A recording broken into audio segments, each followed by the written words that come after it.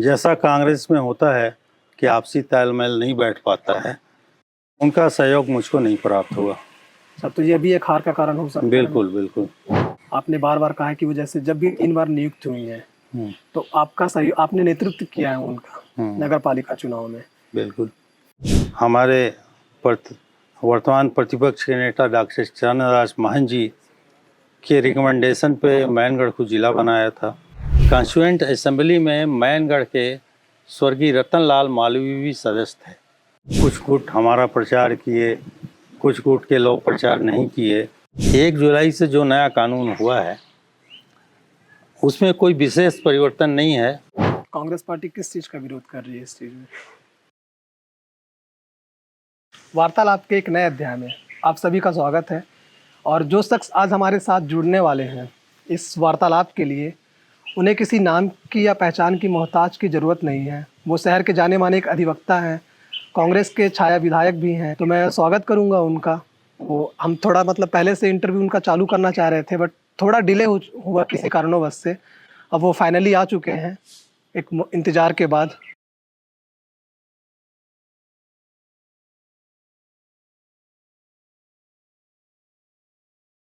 तो आपका बहुत बहुत आभार सर, हमारे इस आमंत्रण को स्वीकार करने के लिए, अपने घर पे आमंत्रित करने के लिए, इस वार्तालाप के लिए। तो इस वार्तालाप की शुरुआत से सर हम आपके चुनावी करियर से शुरुआत करेंगे कि जैसे आप छाया विधायक हैं कांग्रेस के, तो एक छाया विधायक का क्या कार्य होता है? छाया विधायक मैं इसलिए हूँ कि मैं कांग्रेस से टिकट पाया था और विधायक का चुनाव मैनगढ़ विधानसभा क्षेत्र से लड़ा था। अब इसके बाद उसमें हमको हार मिली, जिसका हमें कोई गम नहीं है, परंतु इसके बाद भी हमारे ऊपर पहले से ज़्यादा जिम्मेवारी बढ़ गई है।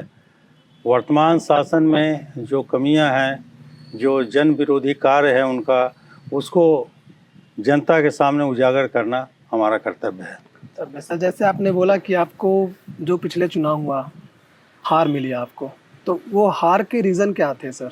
कहीं आपकी जो, आप जैसे पेशे से आप एक वकील हैं, कहीं एक आपकी जो वकालत है वो इसका कारण रही, या फिर जैसे खड़गवां, मनेंद्रगढ़, चिरमिरी क्षेत्र में जो आपको बढ़त नहीं मिली, खड़गवां से सिर्फ आपको कुछ ही वोटों की 1500 से 2000 वोटों की बढ़त मिली, तो इनका क्या मुद्दा हो सकता है? देखिए, चुनाव में जो मेरे को हार मिली वो जैसा कांग्रेस में होता है कि आपसी तालमेल नहीं बैठ पाता है, वही कारण था। मैनगढ़ से मैं विजयी हुआ था, खड़गवां से विजयी हुआ, चिरमिरी से मैं ज़रूर पीछे गया, और इतना पीछे गया कि मैं चुनाव को हार गया। उसके लिए केवल यही कारण है कि कार्यकर्ताओं में आपसी तालमेल नहीं था। सर जैसे आपने कार्यकर्ताओं पे आपसी तालमेल बोला, नहीं बोला, तो इसका एक मुख्य कारण गुटबाजी भी हो सकती है कि जो कांग्रेस के कार्यकर्ताओं में, जैसे मनेंद्रगढ़ में भी अलग अलग गुट हैं कांग्रेस के, तो वो ये कितनी हद तक ये सर आपकी हार की जिम्मेवार है? जिम्मेवार हार का तो देखिए, ये कांग्रेस पार्टी है, विभिन्न गुटों में बटी हुई है। कुछ गुट हमारा प्रचार किए, कुछ गुट के लोग प्रचार नहीं किए, ये मेन कारण है हार का। सर जो हमारे जो पहले जो कांग्रेस से जो विधायक रहे डॉक्टर विनय जायसवाल जी, उनका क्या सहयोग था आपके लिए? उनका सहयोग मुझको नहीं प्राप्त हुआ। सर तो ये भी एक हार का कारण हो सकता है? बिल्कुल बिल्कुल। सर और जो मुख्यमंत्री की जो रेस चल रही थी कांग्रेस के लिए, जो हमारे बाबा साहब हैं या भूपेश बघेल जो थे, ये भी एक मुद्दा हो सकता है कि हम सरगुजा से कांग्रेस की सारी हार में? देखिए, ये मुद्दा मैनगढ़ में नहीं हावी है।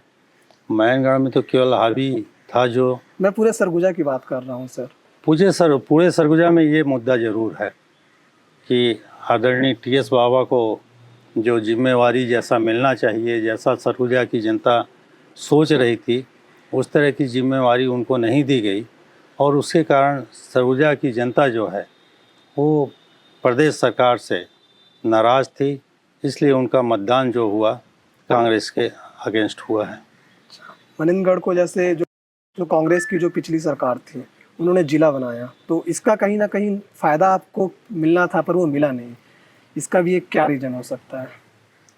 देखिए, पिछली सरकार में आदरणीय भूपेश बघेल जी ने हमारे वर्तमान प्रतिपक्ष के नेता डॉक्टर चरणदास महंत जी के रिकमेंडेशन पे मैनगढ़ को ज़िला बनाया था और यहाँ मेडिकल कॉलेज की भी घोषणा की थी। इन सब घोषणाओं के बाद मैं मैनगढ़ से 800 वोट से लीड किया था, परंतु जैसी अपेक्षा थी उस तरह का लीड हमको नहीं मिला और उसके पीछे जो ज़िला बना उसके तरफ जो आम जनता का झुकाव था वो सहयोग तो मिला, परंतु जैसा पहले बता चुका हूँ कि कार्यकर्ताओं की गुटबाजी के कारण जितना अपेक्षा थी उतने वोट हमको नहीं मिले। अच्छा, जैसे सर टिकट के रेस पे काफ़ी लोग लगे हुए थे, तो क्या जद्दोजहद करनी पड़ती है एक विधायक का टिकट पाने के लिए? क्योंकि जैसे जो खबर आ रहे थे कि आपका नाम चर्चाओं में कहीं भी नहीं था कि आपको टिकट मिलेगा, तो उसकी क्या जद्दोजहद होती है, क्या मेहनत करना पड़ता है? ऐसा कोई मेहनत नहीं करना पड़ता, मेरा नाम नहीं था ये मीडिया वाले बोलते थे। जैसी खबर थी मीडिया में। मीडिया वाले बोलते थे, बता रहा हूँ, परंतु मेरा नाम शुरू से था और आखिरी में मेरे नाम पर ही मुहर लगा और उसमें कांग्रेस के जो बड़े नेता हैं, जो प्रदेश के बड़े नेता हैं, इन लोग के रिकमेंडेशन पर ही मेरे को टिकट मिला है। जैसे इसके अलावा सर, जैसे कि आपने बार बार अपने इंटरव्यूज़ में कहा है, इससे पहले भी जो आपके इंटरव्यूज़ हुए हैं, जैसे जो आपकी बहन है यहाँ से नगर पालिका अध्यक्ष हैं श्रीमती प्रभा पटेल जी, आपने बार बार कहा है कि वो जैसे जब भी 3 बार नियुक्त हुई हैं तो आपका सही आपने नेतृत्व किया है उनका नगर पालिका चुनाव में। बिल्कुल। अच्छा, तो आने वाले जैसे 6 महीनों बाद नगर पालिका चुनाव फिर से है यहाँ पे, तो हम एक नया चेहरा देख सकते हैं या फिर आप उनका नेतृत्व करेंगे? कांग्रेस जिसको टिकट देगी उसका मैं सहयोग करूंगा, उसके पक्ष में प्रचार करूंगा और ऐसी उम्मीद है कि कांग्रेस बड़े सोच समझ करके ही इस बार उम्मीदवार उतारेगी, क्योंकि सत्ता में भारतीय जनता पार्टी है, कांग्रेस विपक्ष में है, इसलिए ऐसे उम्मीदवार को उतारना चाहिए जिसकी छवि अच्छी हो, जिसको लोग पसंद करें, तभी हम विजय श्री प्राप्त करेंगे। अच्छा सर, जैसे आपका राजनीतिक कैरियर ये आप कहाँ तक इसे आगे लेकर जाना चाहते हैं या फिर आप अपनी पारी समाप्त करना चाहेंगे? देखिए, पारी तो आदमी का कभी समाप्त नहीं होता। आदमी जब तक जीवित है, जब तक सक्रिय है, तब तक वो राजनीति में रहेगा और जो भी कांग्रेस का उच्च स्तर के नेता हैं, जिसे हाईकमान बोलते हैं, इन लोग का जो भी आदेश होगा उसको मैं पालन करूंगा। हाईकमान जैसे आपने बोला सर, जैसे जो छत्तीसगढ़ के जो बड़े नेता हैं उनके साथ आए दिन आपकी फ़ोटो वायरल होती रहती है, तो आप क्या बातें होती हैं आपकी? जैसे हमारे चरणदास महंत जी हो गए छत्तीसगढ़ से, भूपेश बघेल हो गए, या फिर आप राहुल गांधी से कभी मिले हैं आप? मिले हैं। अच्छा, क्या बातें होती हैं जब आप उनसे मिले हैं तो? राहुल गांधी जी से केवल यही बात हुई है कि हमको कांग्रेस को मजबूत करना है, नौजवानों को सामने लाना है और इस बात पर उन्होंने भी सहमत जताई है और उसी लाइन पे वो चल भी रहे हैं। जहाँ तक डॉक्टर चरणदास महंत जी का सवाल है, वो हम सब के नेता हैं और उनके नेतृत्व में हम सब कांग्रेस में काम करते हैं।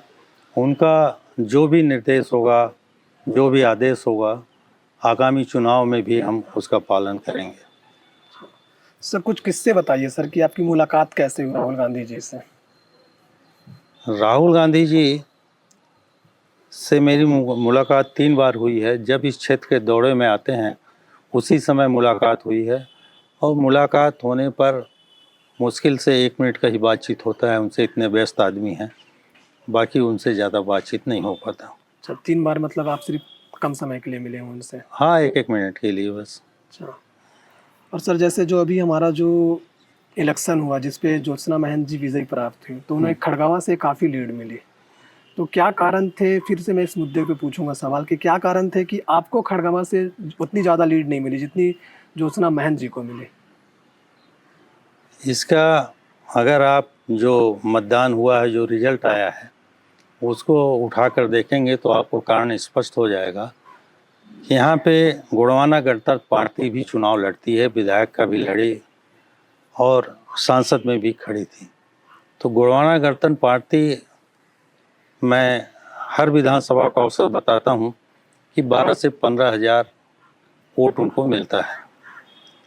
मेरे चुनाव में उनको 10,000 वोट मिला था और इस चुनाव में उनको उनके पक्ष में मतदान नहीं हुआ और वो सारे वोट कांग्रेस के पक्ष में गिरे। तो खड़गवां क्षेत्र से कांग्रेस को लीड होने का कारण ये है कि वहाँ से गुड़वाना गणतंत्र पार्टी के जो लोग थे, जिसमें हम कहेंगे कि गौड़ समाज के लोग होते हैं, वो केंद्र सरकार की नीतियों से नाराज थे। उन्हें डर था कि संविधान में परिवर्तन होगा, आरक्षण समाप्त हो जाएगा, इसलिए उन्होंने कांग्रेस के पक्ष में मतदान किया। इसलिए उन्होंने कांग्रेस पे भरोसा जताया अपना। हाँ, कांग्रेस पे भरोसा जताया और उसी कारण से खड़गवां क्षेत्र में हमने जितना मैनगढ़ और चिमई से पीछे गए थे, उससे भी 5,000 ज़्यादा वोट पाए और 5,000 से लगभग 5,000 से हम चुनाव जीत गए। अच्छा सर, कुछ मतलब मेरे पर्सनल सवाल है। जैसे मैं जब भी आपके घर पे आया हूँ तो मैं नीचे देखता हूँ कि काफ़ी किताबें रखी हुई हैं, तो आपने वो सारी किताबें सच में पढ़ी हैं या नहीं पढ़ी हैं आपने अपने जीवन में? मेरे वकालत का 49 वर्ष हो गया और 50वां वर्ष शुरू होने वाला है, दिसंबर में शुरू हो जाएगा। तो इस 49 वर्षों में मैं अविभाजित कोरिया ज़िले का एक लीडिंग एडवोकेट हूँ और एडवोकेट जो होता है, पढ़ाई कॉलेज के समय जो पढ़ता है वो केवल पास होने के लिए पढ़ता है, डिग्री के लिए। और जब वकालत शुरू करता है तब उसको जो भी केस सामने आता है उससे संबंधित कानून को पढ़ना पड़ता है। और जो किताबें आप मेरी लाइब्रेरी में देखते हैं वो हाई कोर्ट, सुप्रीम कोर्ट के फैसले हैं। तो जब जो केस सामने आता है उससे संबंधित फैसले उसमें देखना पड़ता है, इसलिए उसको पढ़ा जाता है। तो आपने सारी पढ़ रखी है? सारी नहीं, जो केस सामने आता है उससे संबंधित कानून पढ़ते हैं। अच्छा, तो ऐसे मैं आपको एक बुक रीडर भी कह सकता हूँ? हाँ बिल्कुल बिल्कुल। तो जैसे जो दर्शक हमारे इस चैनल वीडियो को देख रहे हैं, हाँ, तो आप उनको ऐसी क्या बुक एडवाइस करना पसंद करेंगे जो मतलब एक आपके जैसा वो सक्सेसफुल इंसान बन सके आगे चलकर? मैं तो सबसे पहले ये बोलूँगा वो संविधान को पढ़ें। संविधान को पढ़ने से ये जानकारी मिल जाएगी कि डॉक्टर अंबेडकर साहब और कॉन्स्टिट्यूएंट असेंबली के जो सदस्य थे, उसमें एक बात और बताना चाहूँगा, गौर करने वाली बात है जो इस क्षेत्र की जनता नहीं जानती है। कॉन्स्टिट्यूएंट असेंबली में मैनगढ़ के स्वर्गीय रतन लाल मालवीय भी सदस्य थे। अच्छा, तो मैनगढ़ का जो महत्व है कि जो कॉन्स्टिट्यूशन बना, हमारा एक प्रतिनिधि हमारे मैनगढ़ का रहने वाला जाके संविधान के निर्माण में सहयोग किया है। इस बात को यहाँ के जो मेरे से बड़े हैं वो तो जानते होंगे उम्र में, और जो मेरे से छोटे हैं वो नहीं जानते ये हैं। तो हम पहली बार मैं खुद भी सुन रहा था। हाँ, इसलिए मैं इसको बता रहा हूँ आपको। ये संविधान बनाने में मैनगढ़ का भी महत्व रहा है। तो मैं ये कह रहा था कि उस संविधान को इसलिए पढ़िए कि संविधान के द्वारा आपको जो अधिकार दिए गए हैं उसकी जानकारी मिले, आरक्षण की जानकारी, बोलने की स्वतंत्रता, ये सब जानकारी आपको प्राप्त हो सके। दूसरी बात, संविधान जो है उससे ही दूसरे कानून बनते हैं। कोई भी कानून बनता है वो संविधान के अगेंस्ट नहीं हो सकता। तो जो कानून बन रहा है वो संविधान के अंतर्गत है कि नहीं, ये जब आप संविधान पढ़े रहोगे तभी जानोगे। और अगर कोई सरकार ऐसा कानून बना दे जो संविधान के अगेंस्ट है तो उसको हम हाई कोर्ट और सुप्रीम कोर्ट की चुनौती दे सकते हैं, वो कानून रद्द हो जाएगा। अच्छा सर, जैसे संविधान की बात हो रही है, कानून की बात हो रही है, तो 1 जुलाई से जो नया कानून लागू हुआ है भारतीय, तो उस पर आपकी क्या राय है सर? 1 जुलाई से जो नया कानून हुआ है उसमें कोई विशेष परिवर्तन नहीं है, सिर्फ जनता का घुमाने का, उनको बहलाने का कि हम तो अंग्रेज़ों का कानून समाप्त कर दिए, नया कानून लाए हैं, इस तरह का वो प्रचार प्रसार कर रहे हैं। कानून में कोई परिवर्तन ज़्यादा नहीं हुआ है। कानून का जो प्रोसीजर है उसमें भी कोई विशेष परिवर्तन नहीं है, जो पुराने कानून थे वैसी है, केवल ये धाराओं को चेंज कर दिए हैं। उदाहरण के लिए हमारे यहाँ एक अध्यक्ष हुए नगर पालिका के, उनको नाम बता सकते हैं सर आप? नाम स्पष्ट नहीं करूंगा क्योंकि मैं उनके अगेंस्ट बोलने जा रहा हूं और पब्लिक में बोलना वो ठीक नहीं है। तो वो जब वार्तालाप का थीम यही है सर कि आप मतलब अपनी चीज़ें खुल कर नहीं, मैं उसको नहीं रख सकता क्योंकि मैं कानून का ज्ञाता हूं मैं कुछ ऐसा बोल दूं मेरे खिलाफ मामला बन जाए तो ऐसा शब्द नहीं बोलूंगा।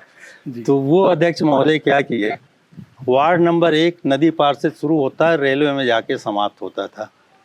वो अपने कार्यकाल में पूरा परिवर्तन कर दिए। कैसा? वार्ड नंबर 1 को रेलवे कॉलोनी से शुरू किए और अंतिम वार्ड नदी पार ले आए। तो इससे क्या फ़र्क पड़ा, आपके जो आधार कार्ड थे, आपके आईडी थे, वो सब में वार्ड नंबर चेंज हो गया, पर उससे कोई विशेष फ़र्क तो नहीं पड़ा। उसी तरह का ये कानून बना है। इस कानून में कोई नया चीज़ नहीं लाया गया है, केवल धाराओं को परिवर्तन कर दिया गया है, जिससे कि लोगों के मन में हमें ला सके कि नहीं, हम नया कानून ला दिए, ये भारतीय कानून है, पहले वाला कानून अंग्रेज लोग बनाए थे। तो आप जैसे कांग्रेस पार्टी इसका विरोध करती है या फिर नहीं करती नहीं, है? कांग्रेस पार्टी विरोध कर रही है। पर आप सेम टाइम पे आप कह रहे हैं कि मतलब सिर्फ उन्होंने संशोधन किया है किसी चीज़ों पे। धाराओं को परिवर्तित किया है, कोई नया चीज़ नहीं लाया उसमें। धाराओं को परिवर्तित कर दिया और कुछ धाराओं में सज़ा बढ़ा दी। कांग्रेस पार्टी किस चीज़ का विरोध कर रही है इस चीज़ में?